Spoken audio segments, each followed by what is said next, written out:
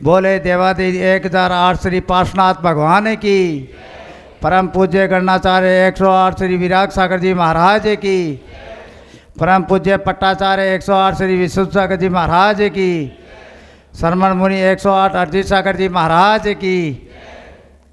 सबसे पहले धार्मिक शाम को आगे बढ़ाते हुए विश्व सागर जी महाराज के चित्र के सामने दीप प्रज्वलन करने के लिए मैं आमंत्रित करता हूँ श्री अजीत जी छाबड़ा और बाबूलाल जी छाबड़ा।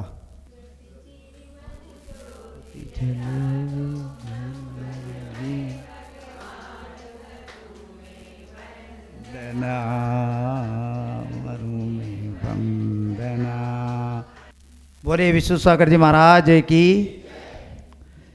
अपने इष्ट देव की आराधना और मंगलाचरण के लिए मैं आमंत्रित करता हूँ अनायशा पाटनी।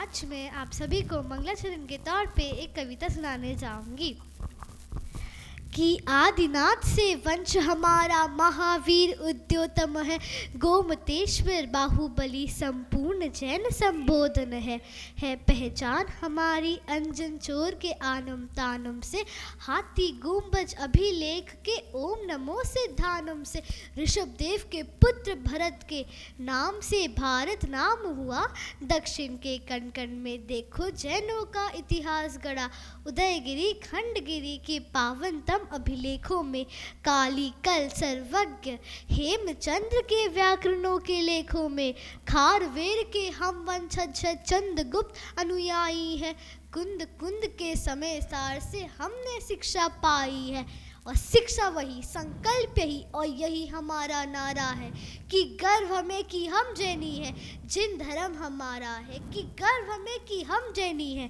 जिन धर्म हमारा है, जिनके 24 हो तीर्थंकर जन्मे सत्य कुल में, उनसे कौन पार पाएगा भुजबल के संकुलों में, उनसे कौन पार पाएगा भुजबल के संकुलों में, षटखंड आधिपति भारतवर जैन धर्म प्रत्योता थे, राजा सैनिक या बिंबसार खुद महावीर के श्रोता थे, कि आदिनाथ की मूरत खरबेली बैठे थे, संथारा चंद्रगुप्त श्रवण बैल बैठे थे, और राजा संप्रति जिनसे पूरा उत्तर थर थर काँप रहा था, वो राजा संप्रति अपना पूरा जीवन जिन चरणों में काट रहा था, अपना पूरा जीवन जिन चरणों में काट रहा था। आखिरी की 10 पंक्तियां मैं कहना चाहूँगी अपनी कविता में। जिस कर्नाटक के देश में कभी 58% से भी ज़्यादा जैन समुदाय थे और आज वहाँ केवल 1%, क्यों? समय का चक्र ऐसा घूमा, कैसी विविधता आई, प्राण न्योछावर करके संस्कृति अपनी बचाए, पर प्राण गए कोई हर्ज नहीं, पर प्राण गए कोई हर्ज नहीं, बस यही बात अखड़ी है कि कितने मंदिर खंडर हो गए, मूरत डगर डगर बिखरी है, कितने मंदिर खंडर हो गए, मूरत डगर डगर बिखरी है। दमन क्षेत्र में हम ही थे जिन पर चुन चुन के प्रहार हुआ, 16,000 जैनियों का गोवा में नरसंहार हुआ, और 8,000 साधुओं को जलती खानी में जड़ा दिया, और 8,000 साधुओं को जलती खानी में जड़ा दिया। तब निकलंक देव ने दी कुर्बानी, मान हमारा बढ़ा दिया, तब निकलंक देव ने दी कुर्बानी, मान हमारा बढ़ा दिया। पर देश धर्म पे मरने वाले ऐसे लाखों लाख हुए, पर देश धर्म पे मरने वाले ऐसे लाखों लाख हुए। इन लाखों की लेकर धरोहर यही भाव उच्चारा है कि गर्व हमें कि हम जैनी हैं जिन धर्म हमारा है, कि गर्व हमें कि हम जैनी हैं जिन धर्म हमारा है। धन्यवाद। बहुत सुंदर अनायशा पाटनी। चित्रण क्या करूँ मैं गुरुवर का, जिनका जीवन खुद एक विश्लेषण है, लाखों की भीड़ में बने आज वो पथ प्रदर्शक है, संयम रूपी आभूषण से जिसने अपनी आत्मा को संजोया है, वीर पथ पर चलने वाले ये हमारे अरजीत सागर गुरुवर है। धारण कर वैराग्य त्याग दिया जिसने संसार, अमृतवाणी से करते हैं जिन शासन का श्रृंगार, न राग न देश न कलह का करे जो तिरस्कार, और पूरे तिनसुकिया सार्वक करते हैं। इन्हें सत सत नमस्कार, सत सत नमस्कार, सत सत नमस्कार। ऐसे मुनि अर्जी सागर जी महाराज जी से मैं निवेदन करता हूँ कि अपने अमृत वाणी से हम सबका कल्याण करें। नमस्तु गुरुदेव, नमस्तु गुरुदेव, नमस्तु गुरुदेव।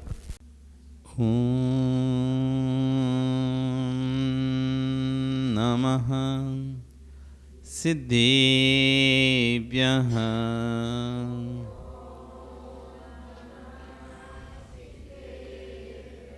ॐ नमः सिद्धेभ्यः।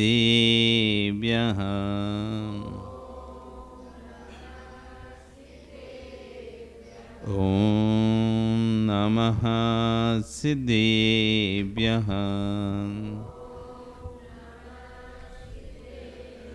तिर्यणि खग्गिणाय रुतारी मोहि सिर सिरेणि विहु आयरी राउ पसियो परवादिन्यो भव्य जी लोए।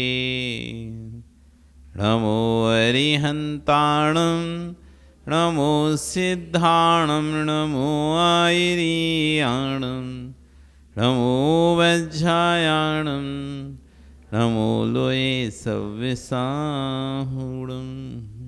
बोले अनंत अनंत से परमेष्ठी भगवानी की, आदि ब्रह्म आदिनाथ भगवानी की, वर्तमान शासन महावीर भगवानी की, आचार्य श्री कुलभद्र स्वामी महाराज जी की, आचार्य गुरु श्री ईश्वर विश्व सागर जी महाराज जी की, अहिंसा में विश्व धर्म की।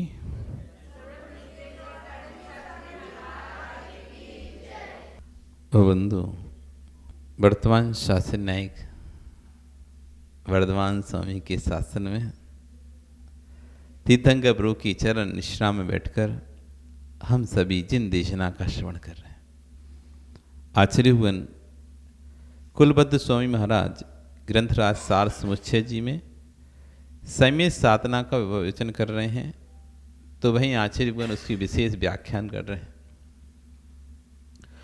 और कह रहे हैं कि मुमुक्षु अंतरंग की विशुद्धि का घात करने वाला कोई निमित्त है तो बहिरंग द्रव्य है।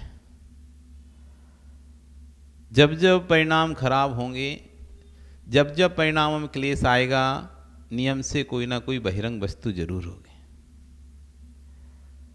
जब जब हम अपने परिणामों खराब करेंगे तो आप पाएंगे कोई ना कोई बहिरंग वस्तु है जिस पर हमने अपना आत्म द्रव्य स्थापित कर लिया, अपना मान लिया है, इसलिए उससे हमारे परिणाम खराब हो रहे हैं।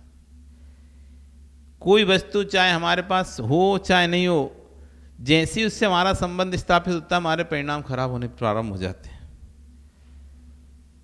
भानु, तुम किसी कस्टमर के पास गए, नवीन कस्टमर था, तुम सोच के रखे थे कि ये तो बीमा नहीं कराएगा या इन्वेस्टमेंट नहीं करेगा, पॉलिसी नहीं कराएगा, वो मना कर देता, तुमको दुख नहीं होता। लेकिन उसने क्या किया, अच्छा भानु आप आयो, अच्छा बताओ क्या लेके आए। सो आपको एक उम्मीद जंग गई, देख रहा है और उसने देख लिया, देख के कहा हाँ अच्छा है, ठीक है मैं करवाता हूँ। उसने तुमसे फार्म भरवा लिया, सब कुछ कर लिया और आखिरी समय जब बस पैसे देने की बारी थी, अब मना कर दिया।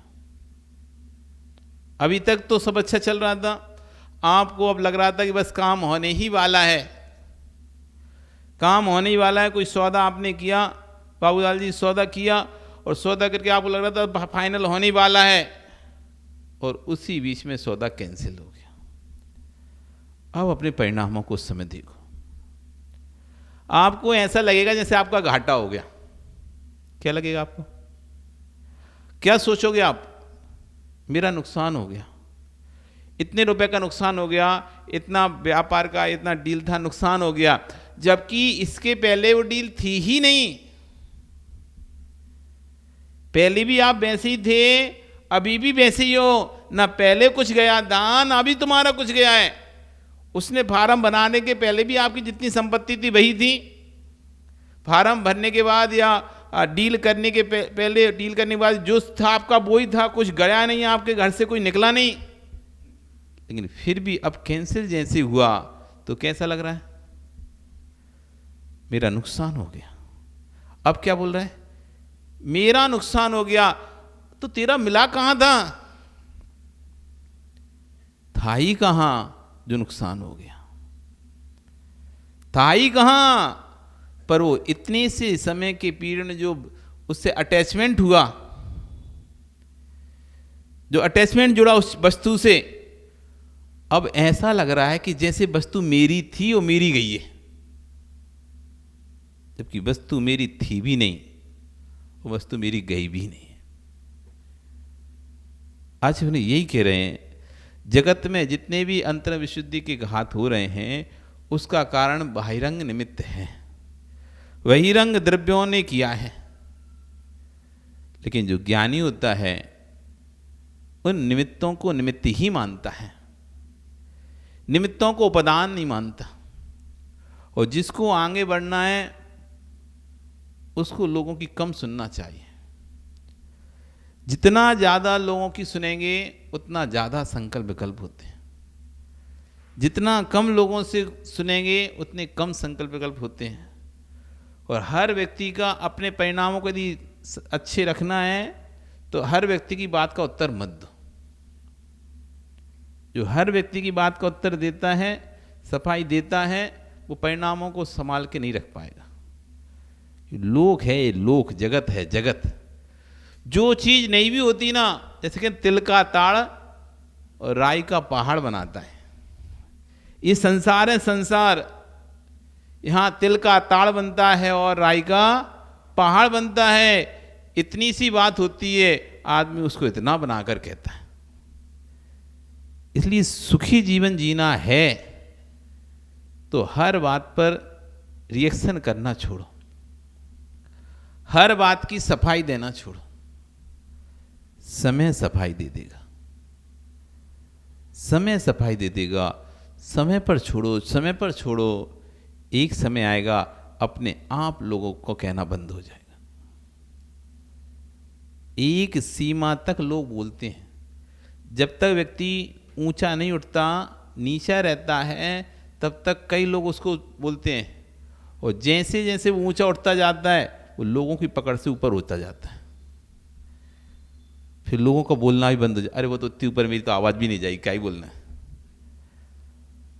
जैसे जैसे व्यक्ति ऊपर जाएगा, पहली सीढ़ी पर रहोगे, आदमी 4 चिल्ला के आवाज बातें करेंगे, दूसरी सीढ़ी पर और कम हो जाएंगे, 10वीं सीढ़ी जाओ और लोगों को आवाज कम हो जाएगी। और जब जैसे ही तुम 10वीं मंजिल पे पहुंचोगे, नीचे रहने चिल्लाने वाले नीचे ही रह जाएंगे। वो इसलिए नहीं चिल्लाएंगे, अब चिल्लाएंगे तब भी हमारी आवाज जाएगी ही नहीं। अपने व्यक्तित्व को इतना विशाल करो, इतना विशाल करो, इतना विशाल करो कि छोटे लोग बोलने से पहले यही सोच लें, मेरे बोलने से कोई फर्क नहीं पड़ेगा, इतनी ऊपर है। आज तुम कहते हो थोड़ा सा कोई रेट बढ़ता है किसी चीज की, अरे अंबानी ने तो 1 रुपये बढ़ा दिया, करोड़ रुपए कमा लिया। रिचार्ज 299 का था, 300 कर दे, 1 रुपये तो बढ़ाया और 1 करोड़ रुपए गए। आप गालियां दोगे यहाँ पे, इतना महंगा कर दिया, पहले तो इतने कम रुपए का रिचार्ज था, इतना महंगा कर दिया, करोड़ों कमा रहा है और ऐसा कमा रहा है। तो तुम्हारे ऐसे बोलने से उसको क्या ही फर्क पड़ेगा? क्या तुम्हारी आवाज वहां तक पहुंच पाएगी? पहुंच पाएगी क्या? नहीं पहुंच पा रही। क्यों?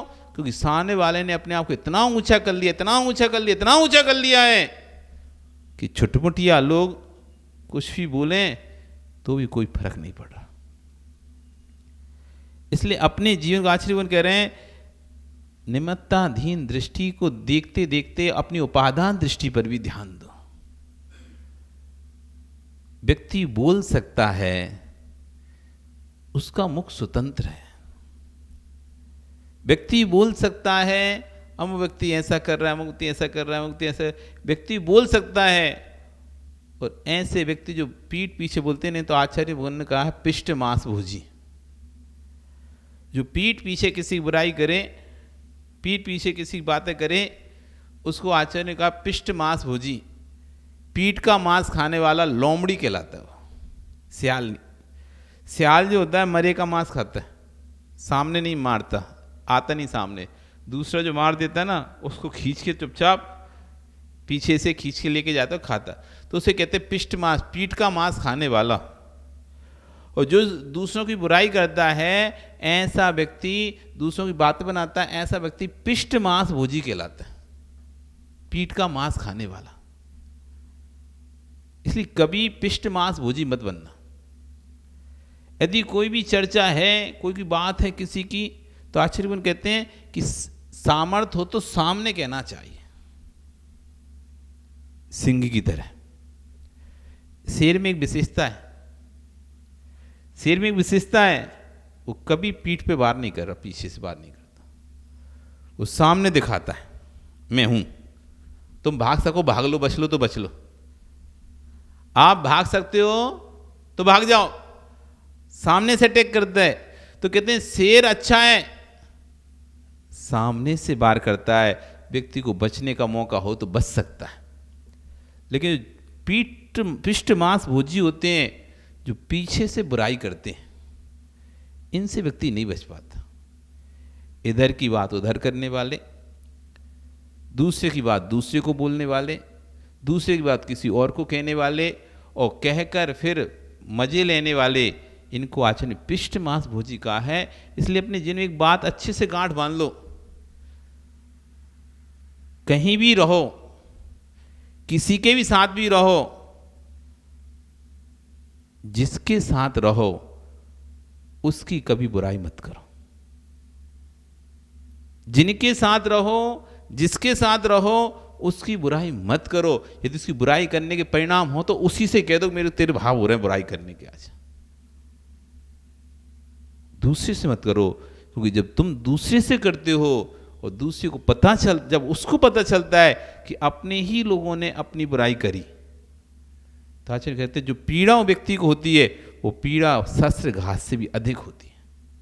तो आचार्य कह रहे हैं अंतरंग विशुद्धि का कोई घात करने वाला है तो कौन है?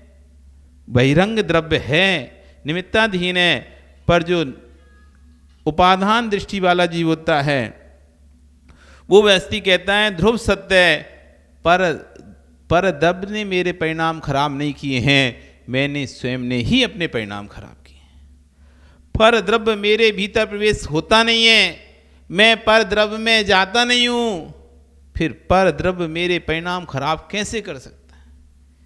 कल बताया था ना कि गाली तो दी एक पागल ने भी, गाली तो दी एक समझदार व्यक्ति ने भी।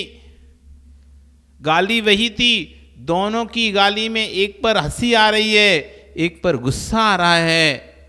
हुआ क्या है, जहां हमने उसको अपना मान लिया, वो गाली, वो देने वाला हमारे अंदर प्रवेश नहीं किया, ना हम देने वाले के अंदर प्रवेश किए। एक पर हंसी आ रही थी, एक पर गुस्सा आ रहा था। जहां हंसी आ रही थी हमने गाली को ये समझा ही नहीं कि मुझे दे रहा है, वो तो हमने क्या माना, पागल है, देता ही रहता सबको, देते ही रहता सबको, मुझे मतलब नहीं, इससे क्या ही करना उससे। ऐसे करके उसको निकल गए, और जहां दूसरे ने दी तो ऐसा माना कि इसने मुझे को ही दी है, मुझको ही बुरा बोला है, और ऐसे परिणाम जैसे आए। गाली ने दुखी नहीं किया था, गाली दुखी करती, अपशब्द दुखी करते, तो पहले वाले के अपशब्द भी दुखी करने चाहिए थे। दुखी किया तो मेरे परिणामों ने मुझे किया। पर द्रव्य ने अंतरंग में प्रवेश किया नहीं, परंतु परिणाम किसने घात किए? फिर पर द्रव्य अंदर में नहीं गया, तुम पर द्रव्य में नहीं गए, फिर परिणामों को घात किसने किया? चिंतन का कर्ता कौन था? चिंतन का कर्ता कौन था? प्रश्न करें अपने आप से। ये मेरे परिणाम, जब भी अपने परिणाम खराब हों, तो जब परिणाम खराब हो तटस्थ होकर बैठना चाहिए, मेरे परिणाम खराब कौन कर रहा है? ये चिंतन करने वाला कौन है? विदित होने वाला कौन है? आचार्य कह रहे हैं चिंतन में फल को भोगने वाला कौन है? जब निर्णय निकलेगा तो पता चलेगा कि परिणाम खराब करने वाला भी मैं ही हूं, बुरा भाव लाने वाला भी मैं ही हूं और उसका फल भोगने वाला भी मैं ही हूं। तीनों में स्वयं ही दिखाई देगा, दूसरा तो कहीं होगा ही नहीं। मैं ही अपने हाथों से, आचार्य कह रहे हैं मस्तिष्क में जैसा चिंतन चलता है दर्शन वैसा होता है। जो दिमाग में बात चलती है हमें वस्तु उस तरह की दिखाई देती है। यदि किसी व्यक्ति को आपने चोर समझ लिया, आपकी दृष्टि में यदि कोई व्यक्ति लगता है कि ये चोरी करता है, ऐसा आपके दिमाग में सेट हो गया, तो कील भी उठाएगा ना तो आपको लगेगा चोरी कर रहा है। वो कुछ भी करेगा तो आपको क्या लगेगा, चोरी कर रहा है। तो चिंतन जैसा हमारे मस्तिष्क में सेट हो जाता है, यदि कोई अच्छा भी करता है तो भी हमें लगता है कि ये बुरा कर रहा है। किसी किसी की इमेज ऐसी बन जाती है कि पैसा खा लेता है, मतलब ले लेता है तो देता नहीं है। कभी कभी परिस्थिति ऐसी वास्तव में होती है कि वो देना चाहता था, नहीं दे पाया, खाने का भाव नहीं था, लेकिन इमेज ऐसी बन गई कि जैसी उसने कहा भैया आज हमें तो पहले ही पता था तू ऐसी क्या बोलेगा, इतने लोगों का नहीं दिया, हमारा क्या देगा। तो आश्चर्य करेंगे चिंतन मस्तिष्क में जैसा चिंतन चल रहा है दर्शन भी वैसा ही हो जाता है। बंद आंखों के सामने चित्र झलकते थे। शिखर जी गए कि पदम जी? यदि अभी आप शिखर जी का चिंतन करोगे तो शिखर जी के दर्शन होंगे कि नहीं होंगे? तो जैसा मस्तिष्क में चिंतन चलेगा दर्शन वैसा होगा। तुम गिरनार का चिंतन करोगे तो गिरनार के दर्शन होंगे, पावापुरी का चिंतन करोगे पावापुरी के दर्शन होंगे, हसनापुर का चिंतन करोगे हसनापुर का चिंतन होगा। देखो अभी सुनते सुनते दिख रहा है कि नहीं दिख रहा? सुनते सुनते हमको वस्तु एकदम स्पष्ट झलकने लगती है, ये रहा हसनापुर। जैसा जैसा हम शब्द बोलते जाएंगे अब तुरंत वैसा वैसा वस्तु आपके यहाँ। शिखर जी बोला, शिखर जी दिखा के नहीं। गिरनार जी बोला, गिरनार जी गए होंगे तो गिरनार जी जरूर दिखेगा। यदि पावापुर बोला है तो आपको तुरंत अभी जल मंदिर दिखाई दे जाएगा, तालाब के बीच एक मंदिर दिखाई दे जाएगा। कुंडलपुर बोलेंगे तो आपको एक महल, नंदावर्त महल बना हुआ दिखाई दे जाएगा, एक बड़ा सा मंदिर दिखाई दे जाएगा। राजगिरी बोलेंगे तो आपको 5 कूट दिखाई देने लगेंगे, 5 पर्वत दिखाई देने लगेंगे। चंपापुर बोलेंगे तो आपको 2 बड़े बड़े मंदिर भागलपुर में, चंपापुर में दिखाई देने लगेंगे। मंदारगिरी बोलेंगे तो आपको पहाड़ियां दिखाई देने लगेगी, गुफा दिखाई देने लगेगी। नहीं दिखाई दे रही क्या? दे रही है क्या? दिख गई? और जैसी तिनसुकिया जैन मंदिर बोलेंगे तो पारसनाथ दिखाई देने लगे। जैसा मस्तिष्क में चिंतन चलता है दर्शन वैसा ही होता है।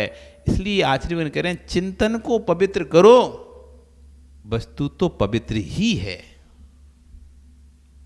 वस्तु में खोट नहीं है।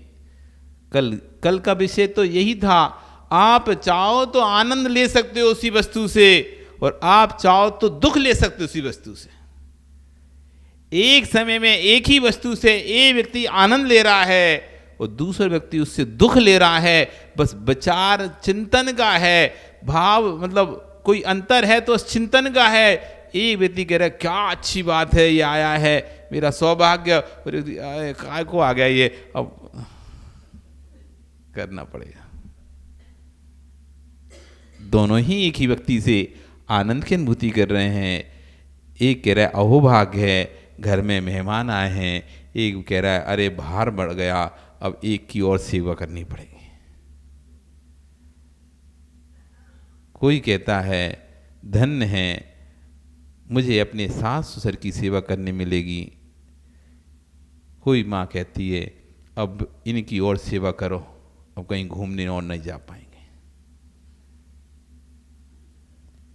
एक कह रहा है कि चलो अच्छा हुआ ये भी साथ में चल रहे हैं, तब निश्चिंत होकर अब घर की चिंता नहीं है, साथ में चलें तो ये भी यात्रा करेंगे, हम भी यात्रा करेंगे। और एक कह रहा है क्या कबाब में हड्डी बन गए, बीच में और हम अकेले जाते तो बढ़िया घूमते मस्ती से रहते, साथ में ये और लग गए मम्मी पापा। वस्तु एक ही है ना, चिंतन के अंतर से कितना अंतर आता है, चिंतन के अंतर से कितना अंतर आता है। तो आश्चर्य बन गए, जो तत्वज्ञानी सम्य दृष्टि जीव को सम्य शिखर का चिज झलकता है, किसी को गिरनार, किसी को पावापुर झलकता है, तो किसी को विशाल जनालय झलकता है, तो किसी अज्ञानी के मस्तिष्क में वेश्यालय झलकता है, मदरालय झलकता है, होटल झलकती है, हिल स्टेशन झलक रहा है। परंतु जैसी तेरी दृष्टि है वैसा तेरा चित्र सामने आ रहे हैं।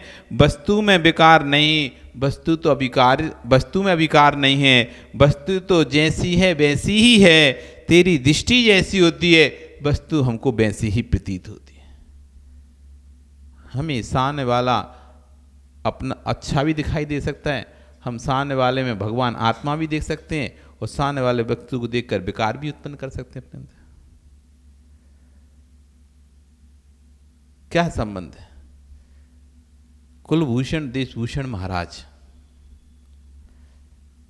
कुलभूषण देशभूषण दो योगी राज हुए, दो योगी राज जिन्होंने कुंथलगिरी पर साधना की और राम ने जिनके उपसर को दूर किया, वे दोनों भाई देखो दृष्टि का खेल था बस। दोनों भाई बचपन में ही आश्रम में चले गए और अध्ययनरत हो गए। इसी बीच में उनके घर में एक लड़की का जन्म हुआ। अब माता पिता ने पर्याय में कोई प्रकार का व्यवधान ना पड़े, इसलिए उन बच्चों को नहीं बताया कि तुम्हारे यहाँ तुम्हारी बहन का जन्म हुआ, मतलब एक बच्ची का जन्म हुआ जो तुम्हारी बहन कहलाई। तो इधर वो पढ़ाई कर रहे थे, इधर पत्नी था। समय निकलता गया, जब वे 22 वर्ष के युवा हुए और पढ़ाई करके पूर्ण हुआ तो उन्होंने घर आने का विचार किया। बड़े ठाट भाट से पूरा नगर सजाया गया। नगर सजाने के बाद उनका आगवानी की जगह के तोरण द्वार बांधे गए, रंगोली लगाई गई। नगर के पूरे पुरुष महिलाएं अच्छे वस्त्र पहनकर उनकी आगवानी के लिए घर पर दीपक लेकर खड़े हुए थे। जब सब हो रहा था तो घर का सदस्य स्वागत के लिए नहीं खड़ा होगा क्या? तो उनकी बहन भी, जो भी 18 वर्ष की युवती हो चुकी थी, वो भी अपने महल के झरोके में बैठकर दोनों भाइयों को इंतजार कर रही है। कब आएंगे भैया, कब आएंगे भैया। इधर दोनों भाई नगर में प्रवेश करते हैं, राजमार्ग से निकलते हैं। जगह जगह सज्जा, साज सज्जा देखकर पिताजी ने देखो कितनी, जो रथ चलाने वाला था सारथी, वो बताता जा रहा था ये है, ये स्थान वो है, ये वो है, तो इतनी यहाँ पे सज्जा की गई, यहाँ द्वार लगाए गए, ऐसा किया गया। वो देखते जा रहे, चारों तरफ देख के खुश हो रहे थे, इतनी आगवानी, इतना आओ भगत। तभी दोनों की निगाह पड़ गई अपने राजमहल के झरोके पर, जहां पर वो युक्ति बैठी हुई है, हाथ में दीपक लिए। सभी महिलाएं दीपक लिए थीं, वो भी दीपक लिए बैठी हुई थी, और दोनों को देखकर मुस्कुरा जाती है। और जैसी मुस्कुराती है तो दोनों सोचते हैं इससे मैं शादी करूंगा। कुलभूषण सोचता है मैं शादी करूंगा, देशभूषण सोचता है मैं शादी। उन्हें तो पता ही नहीं था ना उनकी बहन है कोई, उन्हें तो यही था कि हम दो ही हैं भाई। तो युवती को देखा, ये कितनी सुंदर युवती है, इससे मैं शादी करूंगा। वो सोच रहा है मैं शादी करूंगा। इसी बीच में छोटा भैया बोल उठता है, भैया भैया वो युवती से मैं शादी करूंगा। तो बड़ा भैया नहीं, मैंने पहले देखा, मैं शादी करूंगा। छोटे कहता नहीं, मैंने पहले देखा, मैंने पहले बोला, इसलिए मैं शादी करूंगा। बड़ा कहता मैं बड़ा हूं, पहले मैंने देखा, मैं शादी करूंगा। दोनों में बहस प्रारंभ हो जाती है। बहस इतनी बढ़ जाती है कि दोनों की तलवार खिंच जाती है, एक दूसरे पे तलवार तान लेते हैं। इधर माता पिता उधर महल से देख रहे हैं, क्या हो गया? अच्छे आ रहे थे, आते आते ऐसा नहीं कि लड़ाई कैसे हो गई इनकी बीच में, क्यों लड़ रहे हैं ये? तुरंत सेनापति को भेजते हैं। मंत्री पहुंचते हैं, युवराज युवराज जी आप क्या कर रहे हैं? ये क्यों लड़ रहे हो आप? छोटा भाई मंत्री महोदय, मैंने उस कन्या को पहले देखा। बड़ा कहता है नहीं मंत्री महोदय, मैं बड़ा हूं, मैंने पहले देखा, इसलिए शादी पहले मैं करूंगा। तो मंत्री कहते कौन सी कन्या, किससे करना है शादी तुमको? कि वो झरोखे बैठी कन्या। मंत्री कहते हैं अरे क्या तुम्हें ज्ञात नहीं क्या मंत्री महोदय, ये तुम्हारी बहन है। जैसी बोला ये तुम्हारी बहन है, जो परिणाम बेकार के हो रहे थे वो परिणाम अपने ऊपर शर्म के हो गए। ओहो, मैंने क्या सोच लिया, ऐसे खोटे परिणाम करे, ऐसे मैंने खोटे परिणाम करे, अब हम नजर कैसे मिलाएंगे? सारथी रथ को मोड़ दो, अब हम राजमहल नहीं जाएंगे। एक क्षण पहले जो शादी के लिए लड़ रहे थे, अगले क्षण वो लोग वैराग्य के लिए मुड़ गए। वस्तु में विकार था, वस्तु में अविकार था, वस्तु में विकार था। वही चेहरा एक क्षण पहले जो विकार के लिए दिखाई दे रहा था, अब उस चेहरे को देखकर आंख नहीं उठ रही, चेहरे पर आंख नहीं जा रही है। ओहो, हमने कितना बड़ा पाप किया, अब हम घर नहीं जाएंगे। इधर रथ मुड़ रहा है, इधर माता पिता, ये क्या हो गया आज बहन, ये क्या हुआ? वे दौड़ते दौड़ते आ रहे हैं, रोको रोको रथ को। बेटा कहाँ जा रहे? बहन कह रही भैया कहाँ जा रहे हो? अब बस, अब हमको इस संसार की दशा समझ में आ गई है। एक परिणाम खराब किधर किधर तक लेके जाते हैं, इसलिए अब इस संसार से हमको वैराग हो गया है और हम दीक्षा लेने जा रहे हैं। और दोनों निकल जाते हैं और कुलभूषण देशभूषण के नाम से विख्यात जगत में होते हैं, और जिन्होंने कुंथलगिरी पर साधना की, महाराष्ट्र में कुंथलगिरी। तो आचार्य कह रहे हैं दृष्टि तेरी जैसी है, परिणति तेरी वैसी है, पर वस्तु बदलने का प्रयास मत करो। दृष्टि बदलने का प्रयास करना है तो दृष्टि बदलने का प्रयास करो, दृष्टि बदल जाएगी, वस्तु बदलने की जरूरत नहीं है, संक्लिष्टता अपने आप खत्म हो जाएगी। मेरा था ही नहीं तो गया क्या है? जैसा ये दृष्टि आएगी, मेरा था ही नहीं तो गया क्या है? एक प्रयास था, सफल था तो ठीक था, नहीं हुआ तो भी ठीक, ना पहले मेरा था ना अब मेरा है। हम तो पहले भी ऐसे थे, आज भी ऐसे ही हैं। वस्तु बीच में आती है चली जाती है, आई तो ठीक गई तो ठीक, हम तो जैसे थे वैसे ही हैं। आपका समय हो गया, कल फिर आओगे? नहीं आओगे? आओगे, पर्याय रहेगी तो फिर चर्चा करेंगे। बोली भगवान महावीर स्वामी की।